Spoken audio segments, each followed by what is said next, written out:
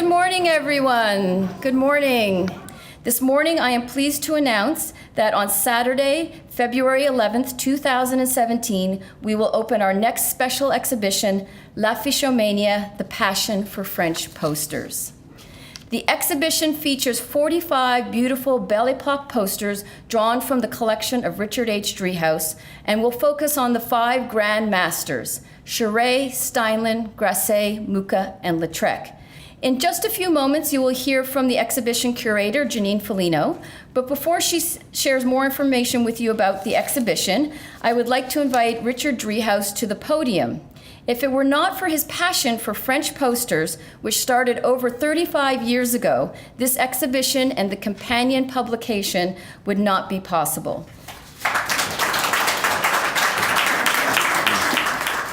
Good morning.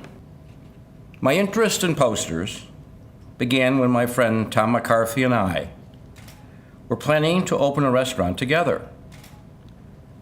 I was also in the process of considering decor for my home and a future office location. Little did I realize when I walked into Chicago Poster Gallery in the mid-1970s, it was to begin a lifetime of collecting. 35 years later, after that first acquisition on Broadway Street, I still collect works by the talented printmakers and artists of that period. In addition to Cheret, widely heralded as the father of this movement and the most prolific, this exposition will also include the works of 4 other masters: Alphonse Mucha, Henri de Toulouse-Lautrec, Eugene Grasset, and Théophile Alexandre Steinlen. The bold and innovative graphic work of these 5 notable artists and others form the foundation of my collection. They are also the genesis of my interest in that richly creative period. Today, posters are only a fraction of my collection.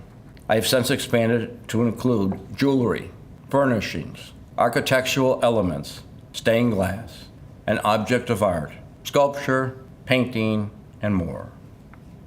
And we are fortunate today to savor the excitement of Paris during the glorious Belle Epoque period through the colors, charm, and imagery of these enchanting posters.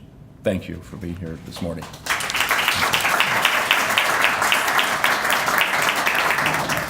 So Mr. Driehaus has already given you a really wonderful summary of what we have in the show, these 5 grand masters, starting with Jules Cheret, who was the one who really saw the creative potential of the chromolithograph. The chromolithograph, until the time of the Belle Epoque poster, was used specifically for reproductive purposes. So if there was a famous painting by Rembrandt, for instance, it could be reproduced as a color chromolithograph. Really, the brilliant vision of Cheret was to see that creative potential, and he began to use these large stones, these lithographic stones, in a much simpler fashion, not so fussy, bright colors and life, and represented Paris as he saw it, and to the purposes of advertising.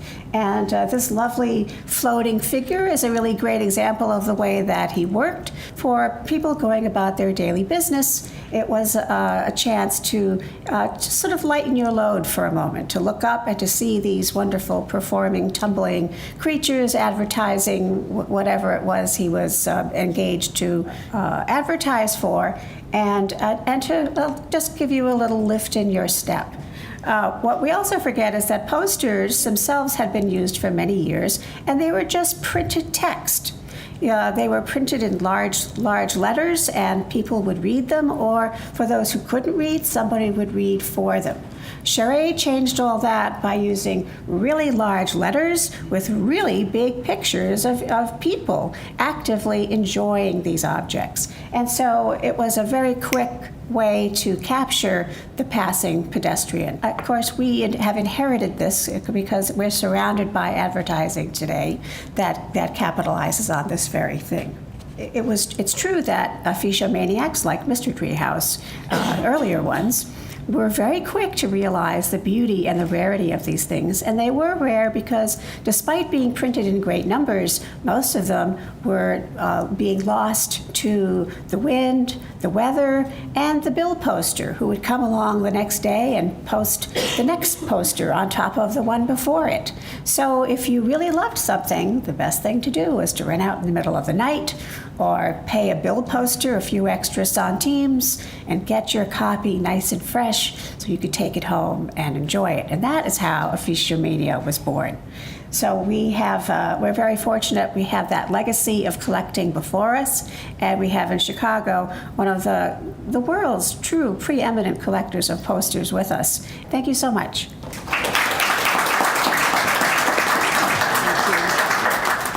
Before we conclude today, I do have a couple of other small important announcements. The museum's board of directors and I are delighted to announce that Northern Trust is once again partnering with the museum as the exhibition's presenting sponsor. So I would like to thank Northern Trust for their continued support.